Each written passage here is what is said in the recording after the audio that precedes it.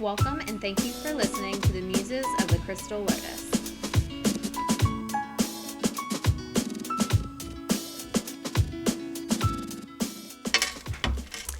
Hi guys, welcome to our Valentine's version of Muses of the Crystal Lotus, and we're going to touch on a couple of different things today. Today we have Christina Dolan, Reiki with Christina, and Stephanie Lanham, Rediscover Health and Grounded Kitchen and Teas. And you are? Teas and Kitchens. And I am Shanna. I am the owner of the Crystal Lotus shop, and we're really happy you joined us today. She has a really good job introducing everyone else except for herself. Well, it's easy to forget the other person, yourself. When you... Well, you have to let people know who they're talking to, and I was getting to me, but No, I you always weren't. put myself last. You were getting ready to dive right in. No, I wasn't. Yes, you were. She's That's wrong. No, Okay. I agree with Stephanie. on Stephanie this one. first has a quote that she wants to use as the quote of the day. So, And I figure we can kind of talk about it with everything that's new and good for the Okay. new year. All right, so the quote of the day is, if you continue to carry the bricks from your past, you will end up building the same house. If you continue to carry the bricks from your past, you will end up building the same house. because if you're living in the past, you're actually living in the same house anyway. Yeah. And if you're not You're not living in the making present. those changes, then you're carrying all of those self-limiting beliefs with you into your future, Yes. which sets you up for the same future as you have now or have had in your past. Well, see, that kind of goes along with the whole backflow universe that we live in.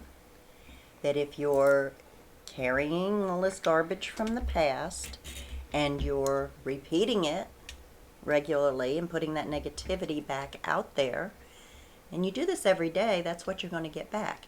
Every day is that negativity. So, just take the bricks to a crusher and crush them up and make dust and use them in your next prayer ritual. I guess that's one way to do it. Hey, you got to make lemonade where you can. That's true. That's true. If you like lemonade. I happen to love fresh squeezed lemonade. I was thinking tequila shots with lemon juice. Oh, no. I like pink lemonade.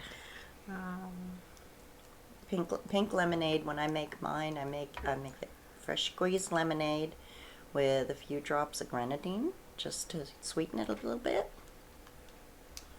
Because I don't like a lot of sugar in my stuff. I like lavender lemonade. Lavender lemonade is awesome. Rosebud lemonade is awesome too. I don't think I've ever had that. And if you want to make it a natural pink lemonade, you can make the lemonade and then put a few hibiscus flowers in it. And it'll just turn that lovely color, and it gives it a nice flavor too. Yes. Do you ever use grapefruit juice in your pink lemonades? No. And so you got to be careful with grapefruit juice. At least a lot of people do that are on prescription medications where the grapefruit interacts with it. But that's one way to turn it pink. Mm-hmm. I'd rather use the flowers. I think that would sweetens be. it too. So I just don't care for the taste of hibiscus that much unless there's more masking flavors. So I can see maybe hibiscus lemonade might be. I have a recipe for a wonderful hibiscus iced tea. It's really good. Hibiscus is bitter by itself. Mm. It's got a real pungent, bitter flavor to me. It's got ionized magnesium in it. A bunch of other stuff that's good for you. Which Gives is you a little kick of energy in the odd afternoon. that I don't like pungent, bitter flavors considering I drink my coffee black. No. Yeah, I That used to drink tastes my coffee black, but my stomach won't handle that anymore. Coffee Okay. tastes burnt no matter how you do it. Back to Valentine's Day. I pulled this off of temcat.com, and it has a lot of really good information in it. Tell us about the history of Valentine's Day. The history of Valentine's Day. According to various historical accounts, Valentine, a holy priest in Rome, was persecuted for his Christian faith and executed on February 14th, approximately 270 AD. His crimes against the Roman Empire differ depending upon the source, but some believe he was arrested for secretly performing Christian marriage despite Claudius's orders to the contrary, while others cite his penchant to assist Christian martyrs in their escape from Rome prisons as his primary offense. Either way, Valentine became the symbol of love and compassion and was conveniently plucked from obscurity several hundred years later when the Christian church gained a stronger foothold in Europe and set about eradicating pagan rituals. Again, depending on the source, we're told that the Feast of St. Valentine came to replace a mid-February fertility festival called Lupercalia, or that it was established to abolish a heathen village custom of boys drawing the names of girls on the 15th of the month in honor of the goddess Februata Juno. Still, others claim that sending greetings to loved ones on February 4th dates to the Middle Ages, when it was believed that the day marked the beginning of the mating season for birds. So there you have it. Crime, passion, forbidden displays of affection, all the makings of a love story. No wonder it endures today. Interesting. Later on, where was it? Let's see. As Christianity spread, so did the Valentine's Day card. The earliest extant card was sent 1415 by Charles, Duke of Orleans, to his wife while he was a prisoner in the Tower of London. It is now in the British Museum. In the 16th century, St. Francis de Sales, Bishop of Geneva, attempted to expunge the custom of cards and reinstate the lottery of saints' names. He felt that Christians had become wayward and needed models to emulate. However, this lottery was less successful and shorter lived than Pope Gallienus. I can never pronounce that name. And rather than disappearing, cards proliferated and became more decorative. Cupid the naked cherub, armed with arrows, dipped in love potion, became a popular Valentine image. He was associated with the holiday because in Roman mythology, he is the son of Venus, goddess of love and beauty. Aww. And nowadays, Americans send more cards on Valentine's Day than any other holiday. Really? Yes. I remember when I was in like kindergarten, first grade, second grade, you'd go get the little packages of cards and you'd fill out everyone's name on the card, the to and from, little candies and things, and we'd have Valentine's Day bags on our desk where everyone got to exchange their Valentines.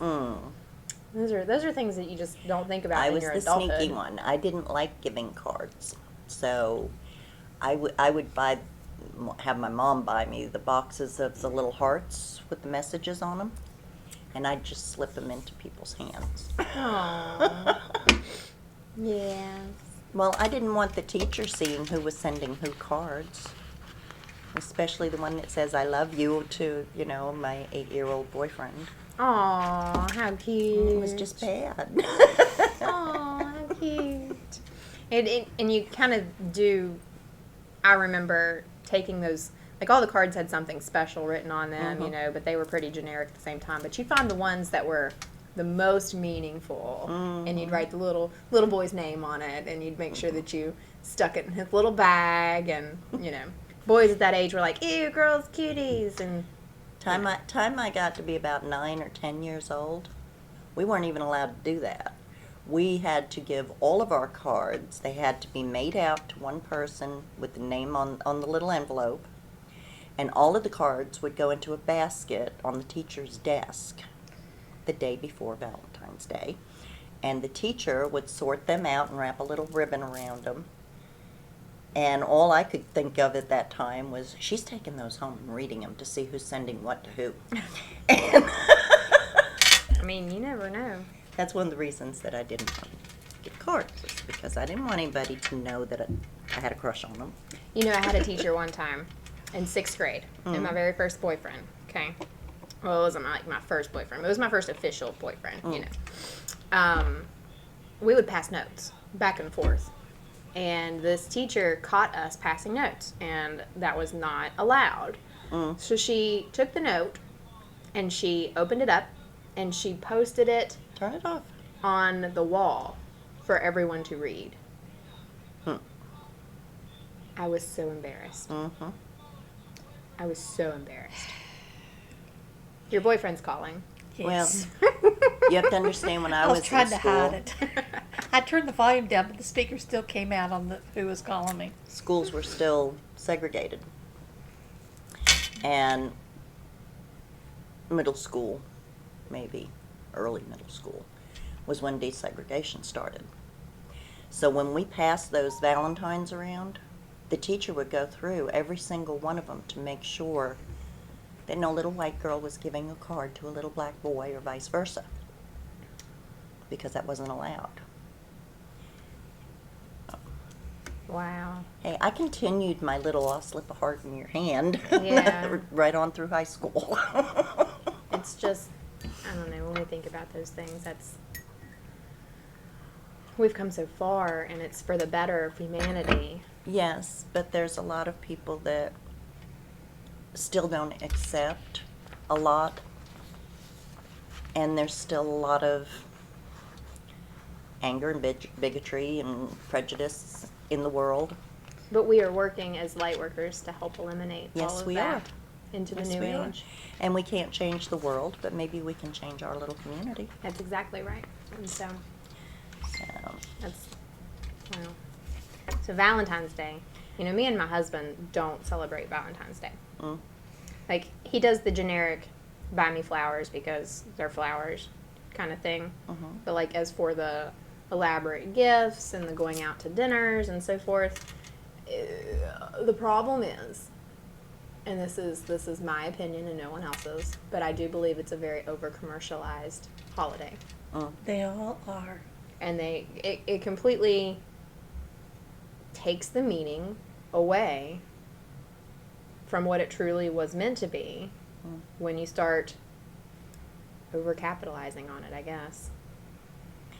I remember my brother, he's deceased now, but when we were in high school, I had made the comment, because of everything that was going on at that time, that I was going to get a huge box of chocolates, and I was going to share it with all my black friends, all of my Latino friends, everybody that was at the school that wasn't white, and I was going to share it. And my brother had a very weird outlook on life, and he said, no, you don't want to do that. They'll take it that you're prejudiced. And I was like, what are you talking about? He said, you should get white chocolate. I said, that sounds even more prejudice. Mm-hmm. And he was like, yeah, but white chocolate tastes better. And I just looked at him and said, chocolate's chocolate. We don't care what color chocolate is. Same with people. Same with It's the people. same with people. You have sweet and you have not so sweet. We want to be sweet people. Orange oil Oh, I hate the orange mousse chocolates. I don't stuff like it either. in the middle of the chocolate. Well, I'll tell you, I don't like fruit flavored chocolates at all. Well, you know, don't the- I like do. those. Raspberry chocolate. I remember those boxes, those heart-shaped Shout out boxes. to Hall's. You'll Hall's have- raspberry chocolates. The best. In the little heart ones, you'll have like all of the different flavors. Mhm. I remember that I would eat the chocolate ones, the coconut ones, the ooey gooey yummy center ones, and the raspberry filling and the orange filling were always the ones that were not. You take a bite out of it to see what it is, so that you don't end up eating it. I used to Well- put mine back in. Ooh. A lot of people will take their finger and poke a hole in it without even biting on it, but still, Well, it's I still wouldn't. bad. I wouldn't want to eat it after somebody did that. Anyway, but- But They're People terrible do it. tasting. Terrible tasting. Okay, so let's We move on a digress. little bit. We digress. Let's move on a little bit and talk about Tantra, Sex. sex, she says it in Kundalini laughs. love. Well, since we're talking about the topic of Valentine's Day, because this episode will come out right before Valentine's Day, and in correlation with our last topic, which was our book club, the book that we are starting with is the Principles of Shakti, the Power of Shakti. And we talked a little bit about last time how Shakti is the almost like the universal divine feminine energy, etc. Kundalini. Which hopefully, if you're watching this, you've had a chance to either explore the book or come to our book club. What was funny though is in the last episode, I had not made it through much of the book just yet. I just knew that the first couple chapters, I was like, oh, this is really good. So what's funny is to access the power of Shakti, it is, there's a lot of self-work too, but a lot of the gates, there's 18 pathways, but a lot of the gates to get to Shakti is through sex. It's through the womb. And when I started reading that, I was like, gosh, are we sure we want to talk about this book first? But the more I started reading it, the more I was like, this is fascinating, because in our society, I mean, okay, again, we hypersexualize everything. And we take it to a completely different level than what sex really is. And what it has the power to be. And so when I start reading about how to activate the Shakti through the womb and everything, wow. It's crazy. I haven't caught up to her yet. I've been kind of busy, so I haven't gotten through the first chapter yet. Well, so here, and I've highlighted a couple I'm things. I'm ashamed. Well, Say news to me. Yeah, Tina's new to this idea. First time here on that one, so We'll catch you up. not first time. Never mind. We don't want to go there, okay? But sorry. We'll catch you up. So I highlighted a couple segments in the book that I thought were really cool concepts, and I kind of want to touch on those a little bit. And this is outside of the topic of sex, sort of, kind of. So in the place in the book where I'm at now, they're talking about in the womb are jewels, seeds of jewels. Technically, the universe is right here. Yes. And we don't fully capture that idea that we have the ability to co-create. And so because we can do that, women, we have the seeds of the universe right here. Okay, got a question. Yes.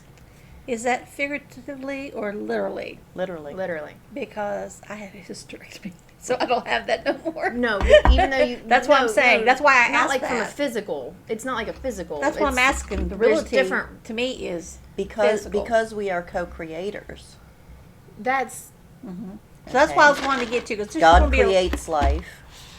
Women create life. Yeah. He made us With- to do that. right, but what I was So- getting at is I Even know if I'm you don't not have the your only parts, one. no, you don't lose access to the ability to co-create, because That's this what also I shows meant that literal, because this- that literal well, we're oven's not literal there anymore. and figuratively speaking. If you think this is not talking about babies, babies are one of the seeds, one of the jewels, but we're talking about manifestation. We're talking about all kinds of different things that just are right here. Because I have to tell you, I'm sure I'm not the only one who had that question. Yeah, I'm okay. Okay, Well, it was so- just cool about the book club, though, is because we get to read the book and then we come together and discuss it. Because I haven't seen the book at all, so I don't know what they're talking about. That's Well, why I asked. Do you have Kindle? I have Kindle. You should. All right. Well, I'm gonna share it with you. So with these jewels that we have inside of us are our soul's purpose. Okay. Okay. So I'm gonna read this little segment here. I haven't got this far in the book yet. One of the most important events of your lifetime is to remember what you came here to do and why you decided to incarnate into your present body, environment, parents, and country. With this knowledge, you can guide your life in the direction you long for, fulfill the deepest desires of your heart and soul, and achieve the highest potential you have as a human being. The majority of humanity is not fulfilling its karmic contracts, not doing the tasks that they wanted to do before incarnation and that they agreed to do to help the world. The widespread failure to keep karmic commitments is the cause of much confusion and frustration that can be felt almost everywhere in the world today. Spiritual seeking without knowledge of your soul's purpose is ungrounded. Such work can lead you in circles, like a hamster running in constant loop in a small cage. Here the hamster is your soul, trying to remember who it is while it is trapped in the cage of the ego, running around on the wheel of reincarnation. Until you remember and put into action your soul's purpose, you will be a hamster forever running around in a self-enclosed circle, seeking and never finding. Finding your soul's purpose is perhaps one of the most important tasks facing you today. Once you find it and consciously activate it with loving willpower and wisdom, the whole world will conspire to help you achieve it and lead you into the greatest love you can know. Your first forgetting of your soul's purpose occurred upon birth, where you develop divine amnesia that caused you to lose memory of who you are and what you came here to do. Some memory was likely revealed to you when you were a child, but your developing ego quickly dismissed those remembrances due to parental and peer group pressures, which labeled your innocent remembering as fantastical, impractical, or improbable. The first steps to remembering can include practices to become self-aware, meditation, breath work, witnessing thoughts and emotions, and so forth. The quieter the mind becomes, the more we are able to listen to the still small voice of the heart and soul that always knows why we're here and what we're here to do. The next steps can include remembering how you came into the world before your birth, your experiences in the womb, and then being physically born into the world. As this healing and wisdom arises to be integrated, you can engender your own rebirthing via the journey into the 7 gates and the connection to the galactic center found within us. The seeds, jewels of your soul's purpose lie in a field of living light that exists in the womb between the 5th and the 6th gates. Each woman holds her own unique soul jewels here, her soul's mission, and the means to achieve it on earth. These soul purpose jewels are usually several in number and can take many forms. They are often well guarded by trauma or deep blocks, for which there seems to be no explanation or healing available. Yet there is an innate knowing deep within you that there is something else here, something you cannot quite put your finger on, but something you have been waiting for. As you travel into the 18 pathways, healing, opening, and activating them, these seed jewels come to light. They can manifest in the womb in many ways. They may look like jewels, keys, orbs of light, scrolls of wisdom, songs, even a baby. And each manifestation is perfect for each person. The jewels lie within, count them as you see them, travel into them, see what they are, ask them what they are and how they can be made manifest. Each jewel is a seed potential, a part of your soul desiring to bloom, activate, and rise into manifestation. Every human holds these jewels inside. Okay. Like I said, I haven't even gotten through the first chapter yet. Wow. So let's talk about that. Okay. And that has what to do with Valentine's Day? Because these jewels are within between the 5th and the 6th gate, which is the 5th gate is the union of sex and soul. Okay. And the 6th gate is the surrender to the power of Shakti. Okay. So within the book, it talks about the 1st gate, the 2nd gate, and all of that. And it starts from the outside of the vagina and goes in and up. And so the 5th gate, being the union of sex and soul, really talks about how sexual union can help open and unlock these jewels. Okay. So that's where I was going with that. Okay. So are you saying, and we are going to have to put a sexually explicit thing on here or something. Probably.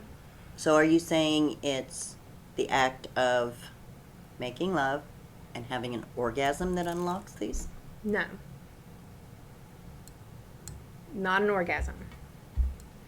And this is where it kind of gets more Mind-blowing? hard to explain because the book never talks about like orgasms and sexual satisfaction as much as it talks about the union between the two. Okay. So as we know, and like talking about like tantra, for example, that is kind of, I mean, it's not always about sex. Tantra is not always about sex, but that's mostly what we read about, tantric sex. that is a connection, a spiritual connection to your partner, not necessarily the physical act. Like we make sex so much more than, or so much less than what it really is. You know, it's not sacred anymore. When it's over hypersexualized, it's not a sacred thing, it's a physical pleasure. And so when you can actually make it about the sacred union, the physical aspect of it dissipates so much. That screen flickered. And it's just really hard to explain without reading the chapter. So I'm gonna this is definitely gonna be a reread for me, because the first time through is not like. I read somewhere many, many years ago when I was in college that the act of sex in the culmination of an orgasm changes the chemicals in your brain that allows you to experience God love. And I've always believed that. There has to be a reason for that kind of pleasure. Not on the, I just want to get high off of an orgasm type thing. But there is a connection there when that happens. Because it changes the chemicals in the brain. Well, you know, I do follow a lot of the mainstream New Age stuff, because it's hit Instagram and TikTok really hard, and a lot of people are talking about it. And right now, there's a lot of discussion about using sex for manifestation and blah blah blah. And so, I mean, It's not necessary though. It's not. And I don't know that I necessarily agree. I think we're still going down that hypersexualization pathway and not necessarily the sacred union. But oxytocin is the cuddle hormone that we release when we have an orgasm. We actually release it in social settings too. You know, anything that makes us safe, secure, and feel comfortable is going to help build that oxytocin release. So that's why we always feel better with long hugs and social support. Needed that today, okay? So I kind of lost my train of thought, but the oxytocin is that high that you were talking about that a lot of people experience, and it makes them feel really good. And that within itself can be addicting. I mean, honestly. But again, without the sacred union part, that connection.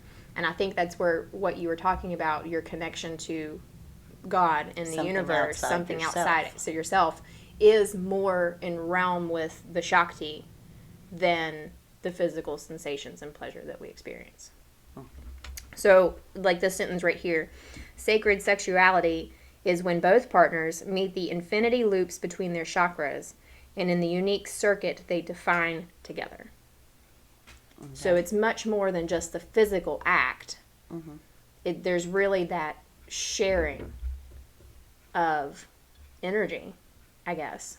Is that how you would interpret that when your chakras are kind of working together and opening? You're the chakra lady. Hey, I'm just trying to interpret this book.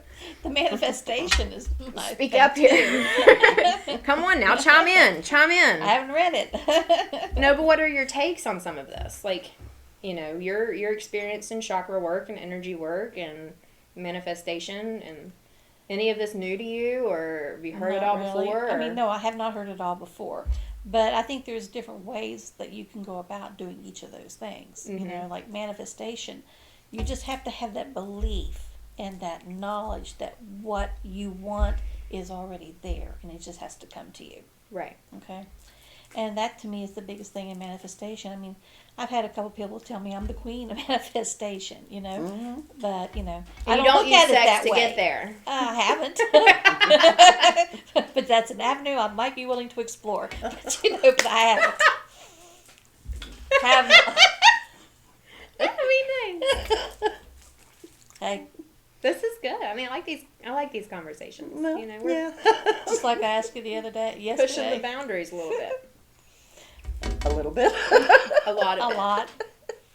Because, but that, Yeah, that we are is- definitely going to have to put a disclaimer on this one, letting people know that, I'm not the least bit bashful. we're not on going that. off on a tangent. We're just trying to make people understand that there are many ways Wait to till I get tell to them the that one. spiritual point that you want to be at. Let me continue this paragraph real quick. Okay. As this union occurs, dimensional doorways are open between you and your partner. It is not just about releasing energy through orgasm. It is about staying within the infinity loop as love, attention, and sensual passion flow between you and your partner in one dance.